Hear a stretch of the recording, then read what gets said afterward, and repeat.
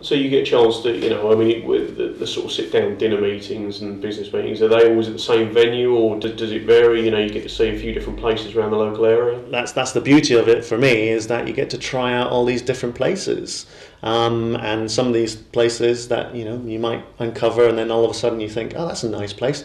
I'll take the missus there next time. It's always handy. Yeah. Always handy. I mean, in terms of it, sort of commitment-wise, I mean, what sort of commitment is there then? I mean, there must, ultimately you've got to turn up, sort of thing, at some point. Is it literally as open and relaxed as people turn up as much as they can, or can you miss 1 in 3, or I mean, how does it work? There are no set rules. There's no set rules, and there's no set penalties either. So if your circumstances are that you can't afford the little time that it takes, no one's going to bother you too much. I mean, you'll still be reached out to for the emails and the contacts for what's happening. But I personally would recommend that it's one of those things where you get out of it as much as you put in. So if you spend time not just enjoying yourself, but actually enjoying the company of the others, you never know what might rub off. For myself, I can remark on a couple of occasions where I was doing some fundraising, but there I managed to bump into one of my customers, from Bury St Edmunds. It was just a chance meeting, and then another incident was probably going along to the charity ball. So it's about putting the effort towards that, making that a success.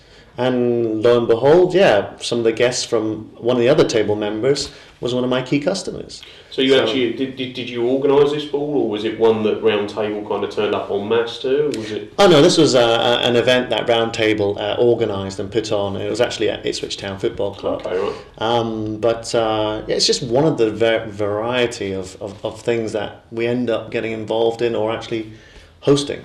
And with this, I mean, essentially, you're sort of mentioning about raising sort of £20,000 for purely local causes.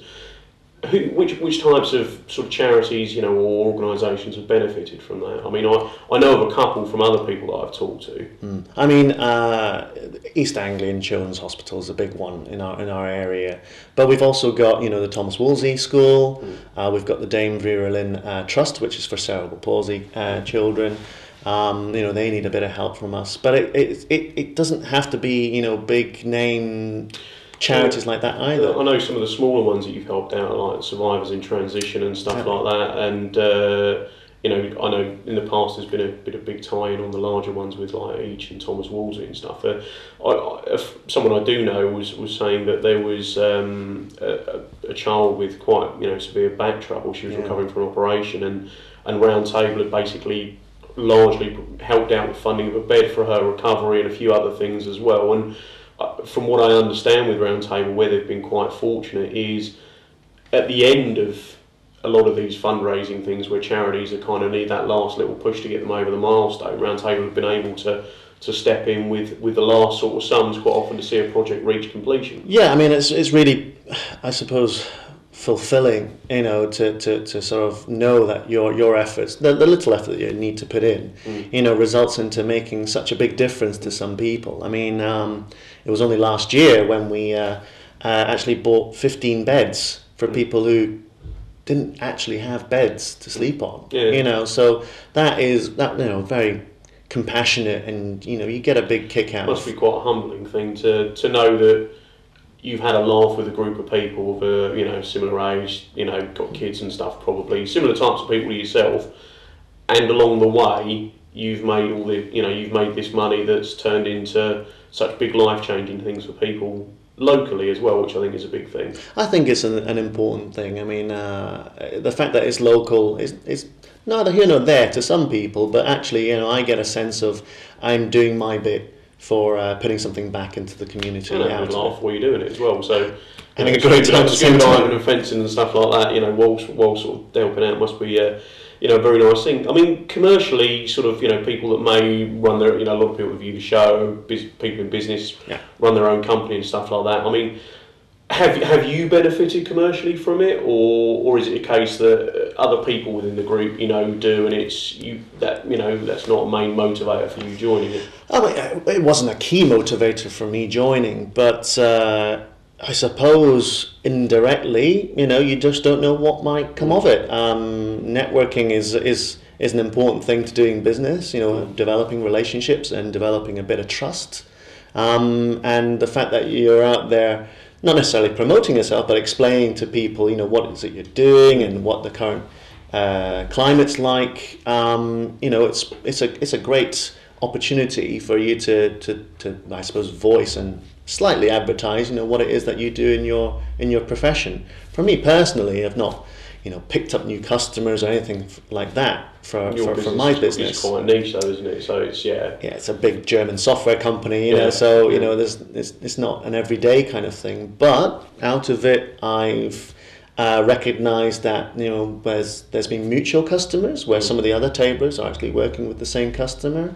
I've got good contacts for things outside of, or slightly to the side of doing business, so such as relationships with accountants, solicitors, even other things that you might need, things at home even. Okay. So it must be quite odd, you sort of turn up to your first round table. I mean, we use the fencing example, and you sort of see one of your customers on the other end of the sorting. Is it? I mean, it's a great thing in terms of networking. That's the kind of stuff you won't get with other networking groups around here at all, because normally you're on the other end of a bacon sarnie instead of a sword. It's so it must be very good for building friendships with people and kind of removing some of the typically commercial barriers that people see. Yeah, no, I think it definitely is a great way of combining those two extremes together in one movement. And the great thing is that everybody who is a tabler understands that and contributes towards it. So either they contribute, focusing on the social aspects of it, or they're maybe self-employed. They need to share what they're currently doing, and you never know. In passing word, you may actually help them secure some business or introduce them to someone else who's looking for their needs.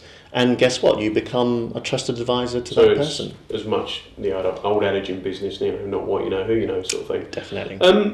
Obviously, one of the things we mentioned earlier, Roundtable, very, very locally associated with Rudolph. Is that still the case every year? Is it still the Roundtable people running around, is it? Well, you see, I wasn't raised locally in Suffolk, so when I first heard about Rudolph nearing the Christmas periods, I thought, okay, sounds Christmas related, but really, what is it? And then you go and recognise that it's an entire trailer with Santa in his sleigh, and there's mock-up Rudolph with flashing lights, and then big speakers with Christmas tunes singing out of it.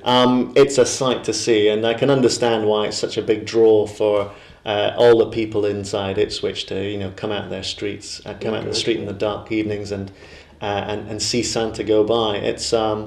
It's a great cause. It's a great draw, but actually taking part and having that bucket in your hand, and it's cold, it's dark, but you knock on that front door of those people's houses, and you see the smiles in those little faces, just to be inspired by seeing Santa go along. As a parent myself, I know what a sort of big deal it is to young kids to see that sort of thing.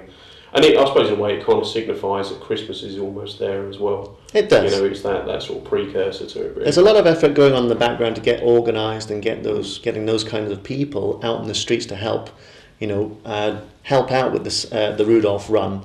But all those bits of change that end up in the buckets, when they times that by the number of buckets times by the number of evenings, that's contributes a lot towards the big sums of money that Roundtable raises. So is Roundtable looking for new members? Is it are they open to talking to new charitable organisations and things like that? If someone was watching this and thinking, I'm at loose end on a Monday, I know there's an age bracket of essentially 18 to 45, I think. Roughly, sort of any guy sitting there thinking, I'm at loose end on a Monday, I'd like to go, regardless of what they do career-wise, is it simply a case of just get in touch? No, it definitely is. Get in touch and have a try. Again, there's nothing to force feed you to sign up or there's no get a membership with it. It's just a bit of a laugh, a bunch of guys, and through what you do, you raise this very rewarding sum of money for local projects and local community. Yeah, whilst having a great time at the same. Is it, I mean, in terms of cost-wise, you know, I mean, is there, you know, big upfront fees or anything like that to join? What's the sort of cost of joining? No. The only fees involved when you do decide to join, you know, when you feel comfortable enough to say, yeah, I want to be part of Roundtable, is that there's a standing order of £25 in our case, and that helps towards the membership and actually covers the meals that we have. So in other words, when we have a Monday night and we have, say, a dinner meeting, so there's a whole bunch of us, we book this restaurant and we get organised, we actually end up probably not paying on top of that for the actual dinner. So that £25 comes out of the subsidy you pay, your dinner comes out of that essentially. Exactly. So, okay, right, that's good. So, well, it's been lovely to have you on board. Thank you very much for coming in and particularly telling us about Roundtable. I know it's been, Roundtable's been a big part of Ipswich for, you know, for decades and decades, and so it's very good to meet with you, talk to you, and, you know, get a bit of an understanding of it. So if anyone at home, sort of 18 to 45-ish sort of area, wants to get rid of the loose end they could be out on a Monday, you know, by all means get in touch with them. It's through Facebook or ipswichroundtable.co.uk. And thanks very much for coming in, Tony. yeah, my pleasure. Thank you.